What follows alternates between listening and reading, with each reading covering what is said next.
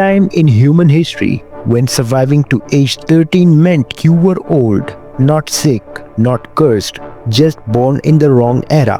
This is the story of an ancestor who lived in a world so brutal, so unforgiving, that the average lifespan was barely 12 years, and yet, against all odds, they survived long enough for us to exist. November 4th, in 1960, a young man named Jonathan Leakey was excavating alongside his famous parents Louis Leakey and Mary Leakey.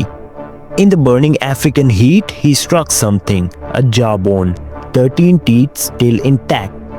Nearby, fragments of skull, pieces of fingers, wrist bones.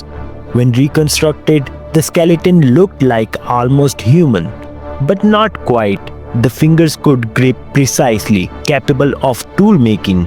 The brain size around 600 to 700 cubic centimeters, bigger than a chimpanzee half of ours.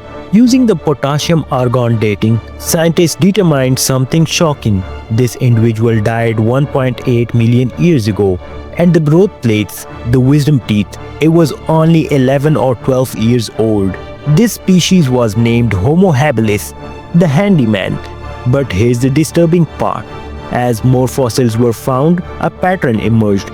By the early 2000s, over 24 individuals had been studied. The average age at that 12.8 years. No one reached 30. Most died between 10 and 14. And that doesn't even count infants whose fragile bones never fossilized. So what kind of world kills nearly everyone before adulthood? To understand this, we must go back even further. 7 million years ago, Sahelanthropus chilensis lived in lush forests of Central Africa. Warm, green, safe in the trees. But then the planet changed.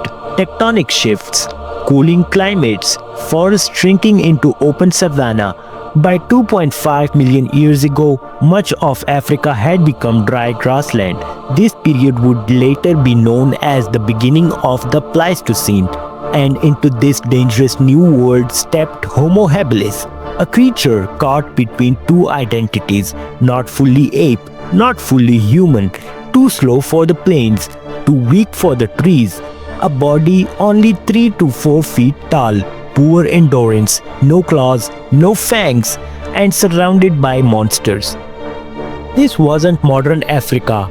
There weren't just lions and leopards. There were giants like Panthera leofossilis, a lion nearly twice the size of today's, Meganterian whitey, dagger-like teeth built for surgical throat kills, Crocodilus thobjonersoni, an 8-meter crocodile weighing over a ton. Even the skies weren't safe. Massive crowned eagles capable of snatching young hominins. Fossils show puncture wounds, bite marks, crushed bones. Homo habilis wasn't a hunter, it was a prey, and yet it didn't disappear immediately. Why? Faced with extinction, something extraordinary happened.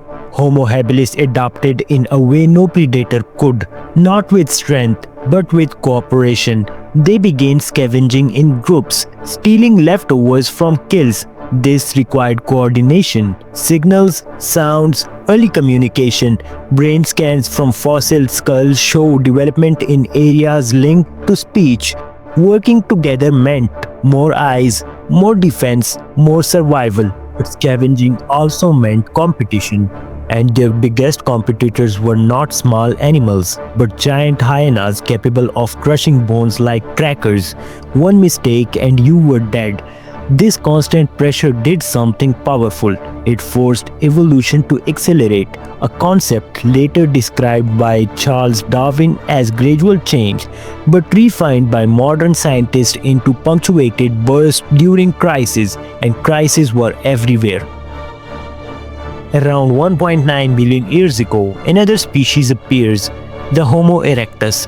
Taller, stronger, smarter, better runners, larger brains, advanced tools. For a time, Habilis and Erectus coexisted, but Erectus outcompeted them.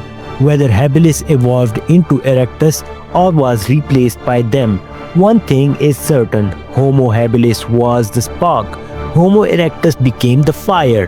Erectus would master fire itself, spread beyond Africa, became the foundation of all later humans, including us. Pause for a second, close your eyes, and remove the modern world. No cities, no hospitals, no laws, no second chances. Now imagine waking up knowing that today statistically could be your last. Not because of disease, not because of war, but because something is hunting you from the grass, from the trees, from the water, even from the sky.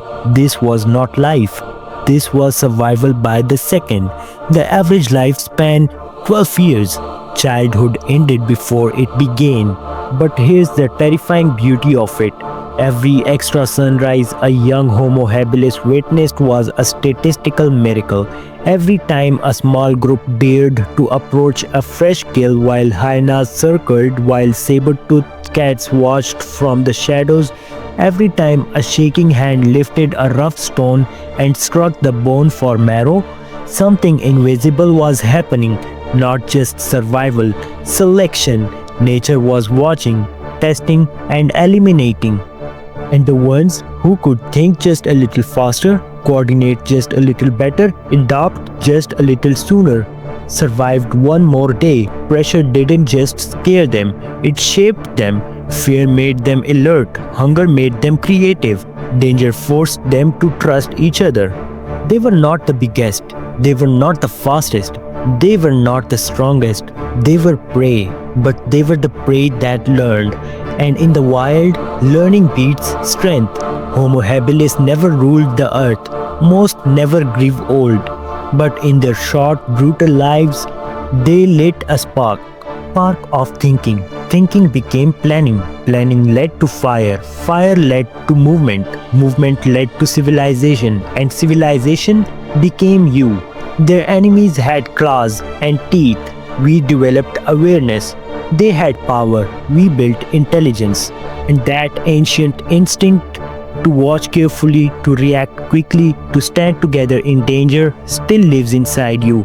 It carried us through the Ice Age, through famine, through extinction, through moments when we should have disappeared. All of it goes back to a small child on the African savannah who rarely lived past 12. This is Mysteries Unearthed, where survival is not just a history, it is written in your DNA, and the earth beneath your feet still holds the secrets of how we made it.